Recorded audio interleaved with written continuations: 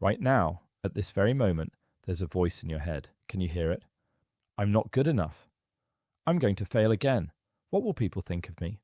I always mess everything up. If you can hear this voice, you're not losing your mind.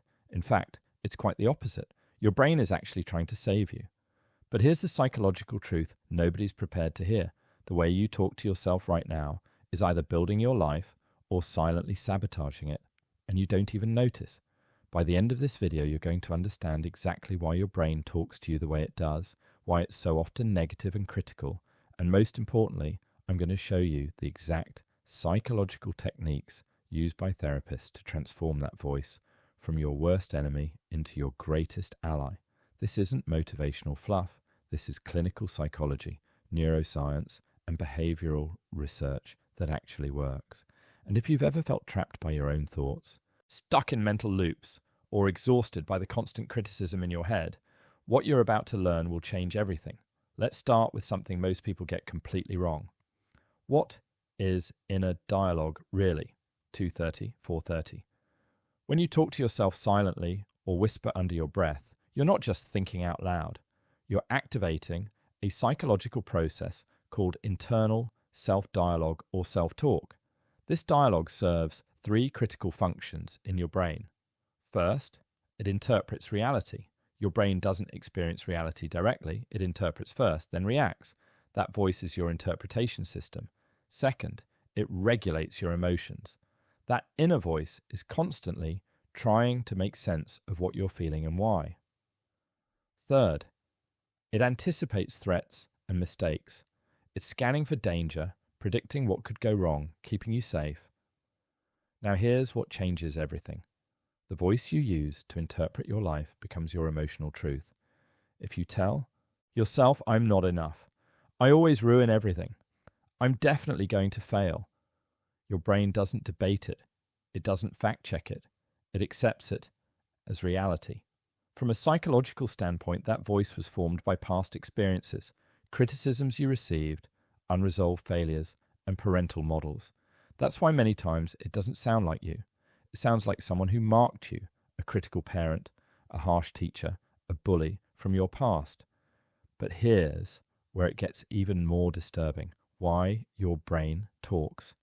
Even when you don't want it to, 4:37 Tau. Your brain doesn't talk to you to motivate you. It talks to you to protect you.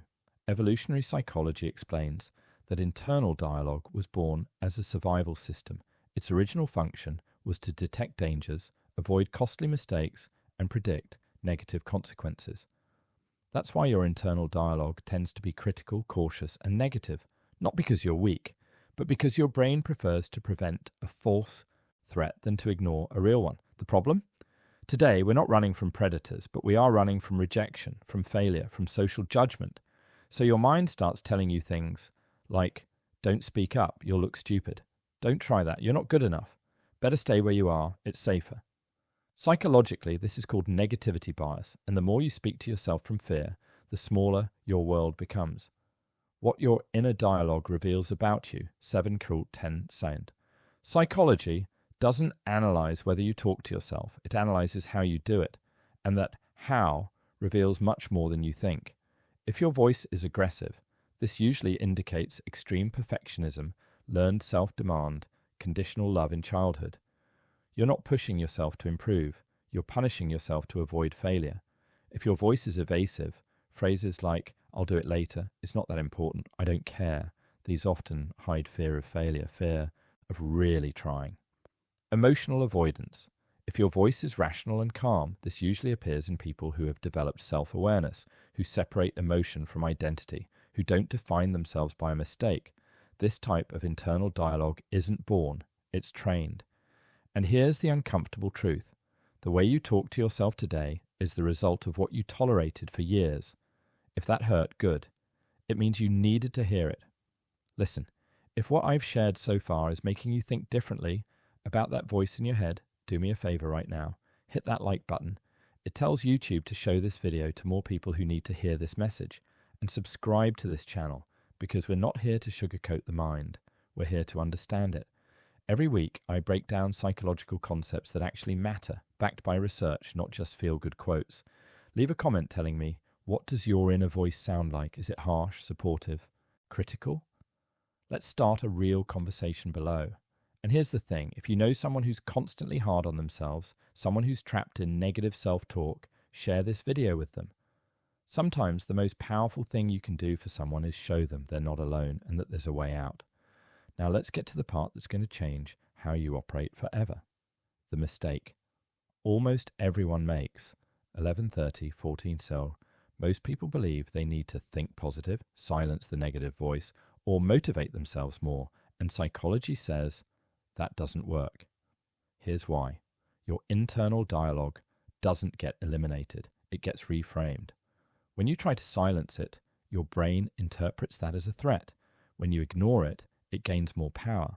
It's like trying to force yourself not to think about a pink elephant. What happens? You think about it even more. Real change happens when you do this. You don't identify with the voice, you observe it, you question it. You don't say, I'm a failure. You say, I'm having the thought that I'm a failure. That small change creates psychological distance, and that distance gives you back control. This technique comes from acceptance and commitment therapy, ACT, and it's one of the most powerful tools in modern psychology. You're not fighting the thought, you're creating space between you and the thought.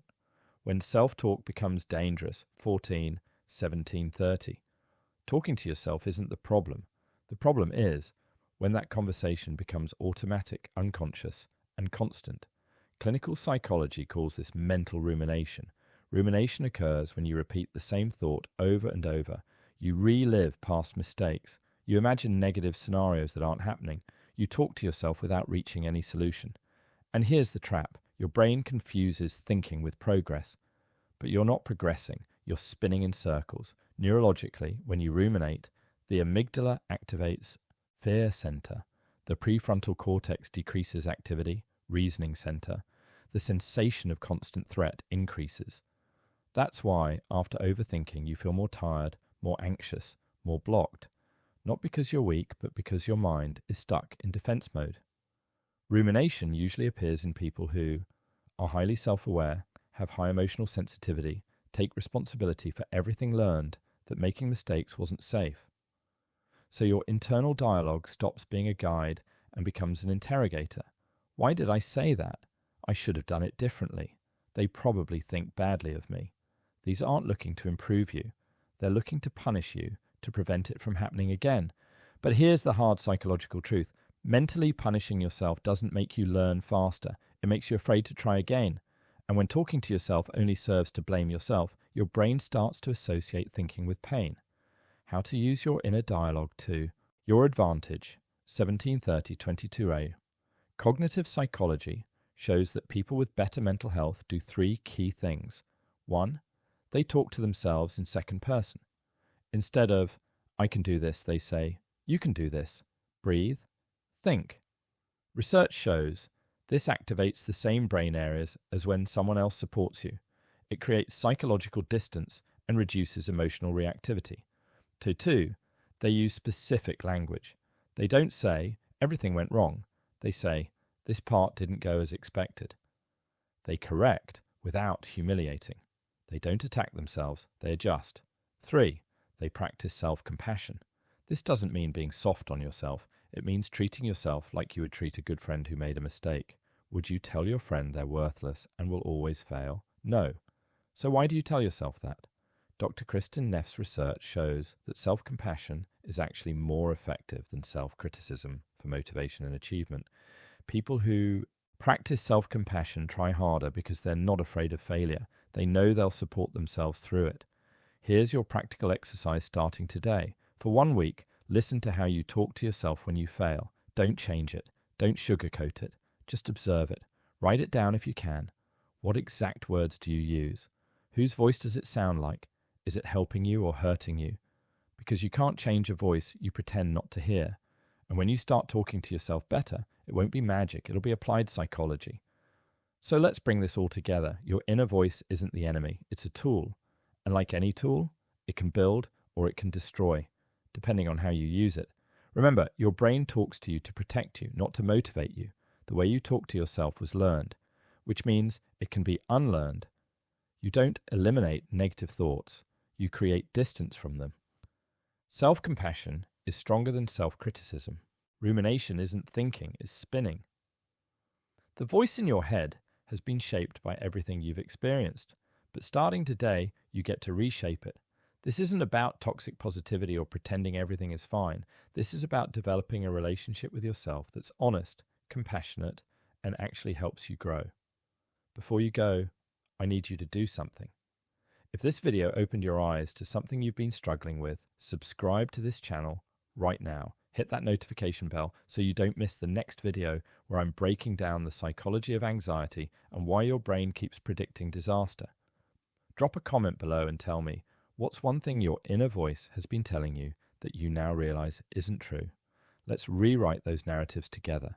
And please, share this video with someone who needs to hear it. You never know whose life you might change by simply sharing knowledge that actually works. Remember, your mind isn't broken. It just needs better instructions. I'll see you in the next video. Until then, be kind to yourself. You're doing better than you think.